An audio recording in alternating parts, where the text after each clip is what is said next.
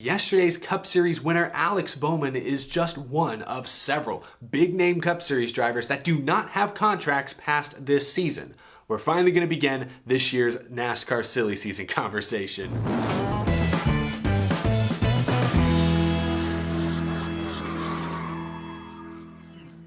How's it going, y'all? My name is Eric and welcome to Out of the Groove. And while you're in the description, also check out the latest from the Out of the Groove podcast network and subscribe to the free weekly viewers guide episodes. And while you're in the description, also check out the latest from the Out of the Groove podcast network and subscribe to the free weekly viewers guide. The weather isn't the only thing heating up over the next few months. The stories, the drama, the surprises as we get closer and closer to the playoffs. This summer is going to be crazy. Make sure you're all caught up on everything Out of the Groove so you do not miss any future news or any future stories. Appreciate y'all checking that out. But today we are finally talking about NASCAR silly season because there are several pretty big name drivers that reportedly do not have contracts beyond this year. And I'm not just talking about Alex Bowman. I mean, Erik Amarola, Matt DiBenedetto, Kurt Busch, a former champion, Brad Keselowski as well, stars of the sport that currently do not have long-term stability. We're only 2 months into the season, but I must say it's been a bit surprising that the rumor mill, the murmuring behind the scenes about where drivers are going to land this offseason have been pretty darn quiet. Honestly, silly season news and rumors have been virtually non-existent to begin this year. That's really why we have not talked about it much to this point. I mean, contrast this with a year ago. I know we were dealing with pandemics and all sorts of other things, but the silly season rumors just seem to never stop. From February Daytona to November Phoenix, there were changes happening, it felt like every week, or at least new stories to react to. Not the case this year. Perhaps it has something to do with the next gen car. I think many team owners want to keep their driver lineups as consistent as possible with already managing all the changes around the new car, the new organizational changes and things like that. Keeping your driver lineup mostly the same, I'm sure, is a fairly high priority for most team owners, which is perhaps why we haven't heard many reports or many rumors about silly season. But that being said, at this point here, middle of April, there are still many high-profile drivers that do not have contracts next season and many more whose contract situations are a bit unknown. So today I'm not going to give you guys my hard predictions, who's going where exactly. I'll save that for a video maybe in the not-so-distant future, but instead I just want to give a basic overview, talk about some of these big names that don't have deals in place, discuss some of their potential options, things like that. That's what we're going to do here today. Consider this the silly season preview video.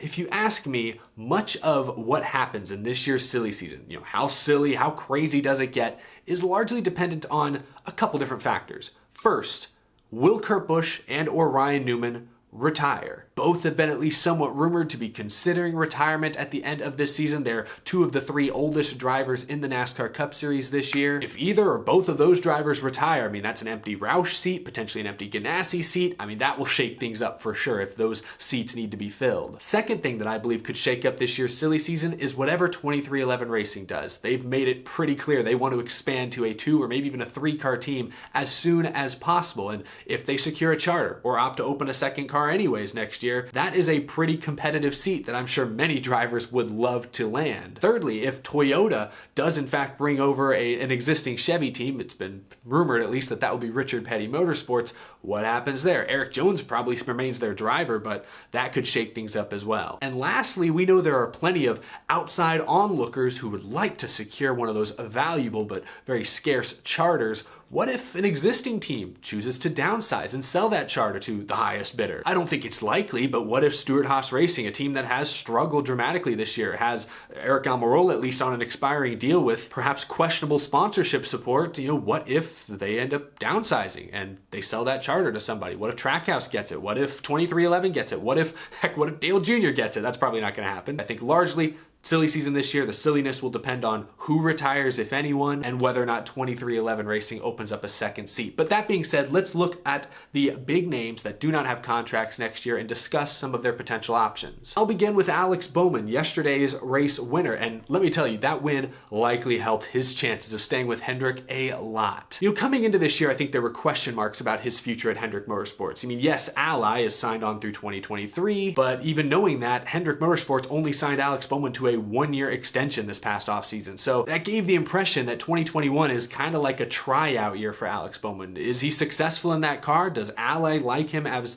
their spokesperson? Winning at Richmond yesterday is going to help answer both of those questions quite a bit. We have mentioned it on the show in recent weeks, but Ally, from their official Ally Racing Instagram account at least, has been making some interesting posts talking about how committed they are to Alex Bowman, seeming to suggest that Ally fully supports Bowman as their driver and makes it sound like perhaps a contract extension is not too far down the line. Could we see Hendrick sign Bowman to a 2-year deal to last the end of the Ally sponsorship? Maybe another 1-year deal because they want to stay flexible? I'm not sure, but I think it's likely at this point Hendrick Motorsports re-signs Alex Bowman, especially after yesterday's win basically locked him into the playoffs. He's been endorsed by some of the biggest names in NASCAR, from Dale Jr. to Jimmy Johnson. I think Alex Bowman sticks around. If by some surprising measure he is booted from the 48 car, I really don't know where he would land. I think he'll be looking really closely at that 1 car or that 6 car, perhaps hoping quietly that one of those drivers retires and he can land that spot, because obviously Alex Bowman's very talented. He's won multiple races now in his career. He still seems really young, but he's actually one of the more experienced drivers in the Cup Series by today's standards. Anyone would be lucky to have Bowman drive for them, but I think he stays with Hendrick. Anyway, let's move on now to Erik Amarola. Now, Amarola did finally grab his first top 10 of the season yesterday at Richmond. That's huge, but before that race, this year has been quite the struggle for Erik Amarola, a driver who's only won twice in the Cup Series, but is often one of the most consistent. He makes the playoffs. He's made some pretty deep playoff runs in his time with SHR, but to call Erik Amarola a perennial title contender would be a bit overzealous, I think. He's good, and he's had great support from Smithfield as a sponsor for many, many years, but it is worth noting, for years, Smithfield would sponsor more than 30 races for Erik Amarola a season, whereas this year,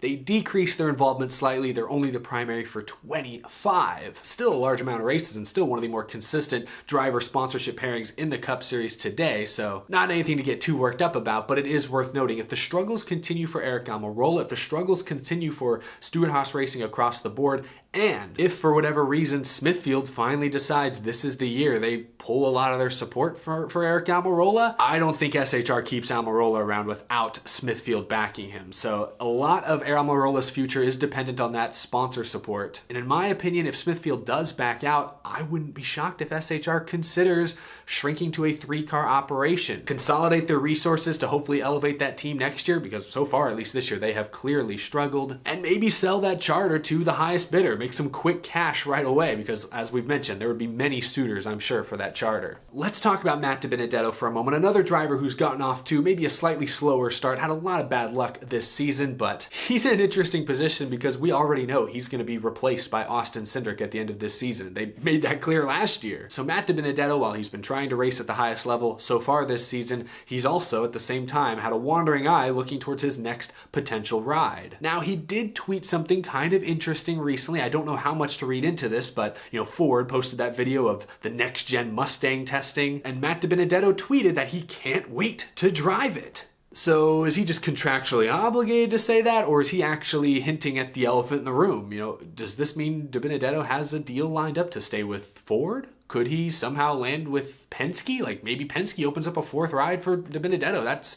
Would be shocking, but it could happen. Maybe he heads to Roush. Maybe he already knows that Newman is gonna retire. Maybe, much like Paul Menard handpicked DiBenedetto to be his replacement in the 21, maybe Ryan Newman's a big DiBenedetto fan. Maybe he feels bad for racing him aggressively at the end of that Bristol night race a couple years ago. Maybe he's handpicked him to replace him in the 6th. I have no idea. I'm totally speculating, but that tweet, I'd say, is somewhat noteworthy. Now, Matt DiBenedetto also has a decent relationship with Denny Hamlin, and I've mentioned that 2311 Racing wants to expand. If 2311 does open up a second car, I think Matt DiBenedetto should be pretty high on their list of drivers that they would like to hire for that seat. I'm not saying he'd get it. I'm not saying he's necessarily the best candidate, but he's up there. He should be up there. I think he would be considered. So, Matt DiBenedetto is one of the biggest wild cards because he's the only driver that we know for sure will not be returning to his seat next year, and that shakes things up. He doesn't have much of his own sponsorship, but he is one of the sentimental favorites among NASCAR fans. I think he will land somewhere in the Cup Series next year. How competitive that ride will be remains to be seen. It'd be great if they could turn some things around this year and hopefully start consistently running top 10, and it'd be great if he got his first win this year. If Matt DiBenedetto can finally win a race, I think a lot of other pieces regarding his future will eventually fall into place. So there you have it. Matt DiBenedetto, Big wild card, big unknown. Brad Keselowski, a former champion, does not have a contract for next season. You'll remember he was hoping for a long-term deal last year, but with the pandemic hitting, Roger Penske signed him to a one-year extension. I think Keselowski was kind of forced to take that lesser deal. I think this year he's hoping for something a little more long-term. He does not have a win yet this season, but he has been very consistent, very fast. He wins basically 3 or 4 races a year every year. He's a lock almost for that. There have been some loose rumors and reports out there that, at least in the last few weeks, negotiations between Roger Penske and Brad Keselowski regarding an extension have begun. Doesn't sound like they've made a whole lot of progress because, again, these rumors have been out there for weeks and we haven't heard anything new. Brad Keselowski's public disagreements with teammate Joey Logano have been well documented and have led many to speculate that Keselowski's unhappy where he's at and would gladly take a ride at SHR or Hendrick if one became available. I think Keselowski will stay with Penske. I mean, you look at the other rides available. I don't think the 48 car is going to be available. Even if an SHR ride, if like the 10 became available, I don't really think you'd take that if you have a Penske deal waiting for you. I mean, unless Stewart-Haas offers you a ton of money. I mean, Penske cars are just right now consistently better than SHR cars. I'd stay with Penske. But with so much not known, you never know what opportunities will present themselves to Keselowski. I think he wants a longer term deal. I think Penske is the most likely team to give him one. I think he stays with Penske, but there are plenty of other options that could present themselves to him. Now, doing some research, I do not believe Ricky Stenhouse Jr. has a deal with JTG Doherty past this season, and he's had a tremendous year. I mean, we're 9 races into the season. He has not finished outside the top 18 yet. I mean, he only has 1 top 10 mixed in there, but right now I believe he sits 15th on the playoff grid. More than likely, he falls out of the playoffs before the regular season ends, but still, point remains, JTG Doherty across the board has taken a step forward this year, and Ricky Stenhouse Jr., a veteran driver who does have 2 career cup wins and 2 Xfinity championships to his credit, I think has been a big reason why. Ricky Stenhouse has been one of the most pleasant surprises to begin this season. I'd like to see him stay with JTG Doherty more longer term. I'd like to see him get that stability and really help build that team up. They only have 1 charter, and it right now goes towards Stenhouse's team. That 37 with Preece is technically non-chartered and will likely not run the full schedule this year. So, if JTG Doherty ever does just become a 1-car team, I'd love to see them put all their resources, all their focus into Stenhouse and see if they can't sneak into the playoffs one of these years. The way they've run so far this season, I think it's possible. I don't see many other teams stepping up and giving Stenhouse a great contract. I mean, maybe SHR, just because, Tony Stewart, Ricky Stenhouse have a really good relationship. They both race dirt cars. They've known each other a long time. Maybe that would work out, but I don't really see it happening. I think it's JTG or who knows for Ricky Stenhouse. Now, lastly, I want to talk about the 2 drivers that are perhaps most likely to consider retirement at the end of the season. I'm not saying either of these drivers will retire, but I would say these are the most likely. Let's start with Ryan Newman.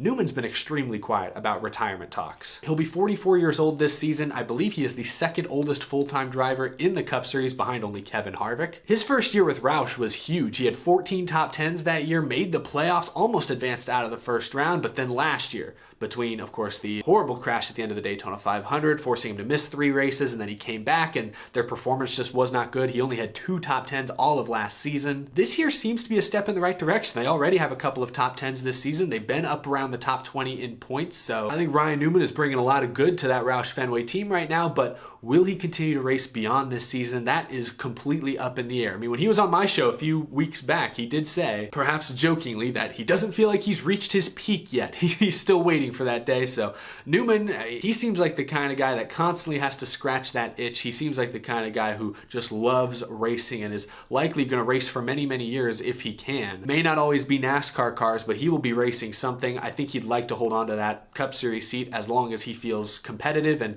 again, like I said, he's doing pretty well in that 6 car this year. He's maybe not at the top of his game, but he's certainly very solid. He's no slouch at all behind the wheel. So we'll see what happens to Ryan Newman. I think it's either retirement or an extension. I don't see any other team signing Ryan Newman this offseason. And then the last driver that we know for sure does not have a contract after this season is Kurt Busch, the 2004 Series champion. Now, Kurt Busch has attacked those retirement conversations head on. In fact, he and Monster Energy released sort of a teaser video before the season started that directly addressed the possibility of Kurt Busch retiring at the end of the season. I mean, the video doesn't make any hardline stance. It doesn't say for sure he is or that he isn't. It's just sort of meant to fuel those flames. I don't know what Kurt Busch is thinking because he still seems very near the top of his game. He's won each of the last 2 seasons. Last year, he advanced to the round of 8 in a Chip Ganassi car. He is clearly getting the most, if not more than the most, out of that equipment. He has also said way back in the past that he would like to race the next gen car, but that that was, I believe he said that when they still expected the next gen to debut this season. So since then, of course, pandemic, it's been delayed a year. I'm not sure if he still holds that same opinion. He did test the next gen car at the end of last year at the Charlotte Roval and had mostly positive things to say about that test. Monster Energy still seems to be supporting him in a big way. So if Monster Energy is still funding the team, funding Kurt Busch, that might be incentive enough for him to stay. I think Chip Ganassi wants Kurt Busch to stay. I mean, Ross Chastain to start this year has not been impressive. Matt Kenseth last year in the 42 was not impressive. So you take a championship caliber driver like Kurt Busch out of that one car and put, a rookie, put in like a Justin Haley or someone else with not as much experience. I worry Chip Ganassi is going to fall off the face of the planet if we're not careful. I'm sure they'd like to hold on to Kurt Busch as long as they possibly can, but it's ultimately going to be Kurt Busch's decision, something to watch. Another case of, I think he either stays with the one or he retires. I don't see him landing anywhere else. But that's just me. Now, lastly, here's a huge list of drivers that we really just don't know about. We don't know what their contract situations beyond this year look like. I mean, there are a few names on here that I think will probably, in fact, I think most of these teams will probably be doing something similar to what they're doing now this time next year. But I figure it's worth a mention. Like, Austin Dillon's going to stay with RCR, I believe. Tyler Reddick will probably stay with RCR. He seems to be running pretty well in their equipment. Briscoe's a rookie this year. He's probably going to stay with SHR. I don't think they're going to let him go after one season, but I'm just saying we don't know for sure. My point is these guys do not have contract extensions made public for me to know about, so I'm just saying anything is possible. That's the whole point. I threw in some drivers that are in trucks and Xfinity down here because, when we talk about like 2311 perhaps opening up a second seat, I mean, Harrison Burton's about to make his Cup Series debut. Could he be eligible for that spot? John Hunter Nemechek, who has a year of Cup experience, who's won 2 truck races already this year, could he get promoted to that Cup Series ride if it does in fact end up existing? I mean, I just want to throw some of these names out here. These will be other players, perhaps some others I haven't mentioned yet that will be talked about, I think, at some point this season regarding silly season rumors. So, I don't know. Any surprises on this list, do you think? That's really going to do it for this episode. Again, consider this a silly season preview. We've run through many of the key players, and over the next few months, I think many of these players will solidify their future plans. Again, I personally don't think we'll see many huge shakeups this offseason, aside from, the possibility of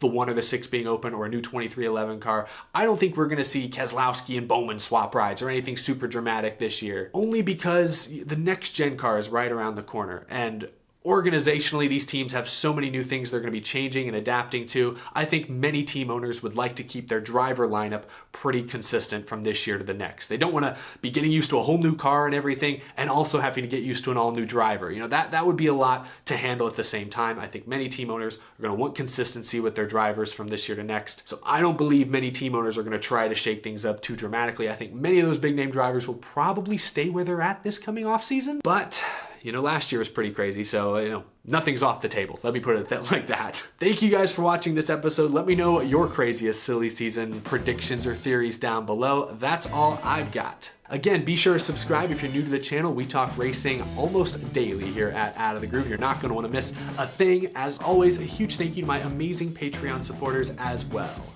We'll be back later this week. Tomorrow, Show and Tell Tuesday returns. I know I missed last week. We had Josh Berry on the show, but this week we've got a huge haul to go through, see what you guys sent me, so look forward to that. I will see you then. Have a tremendous rest of your day.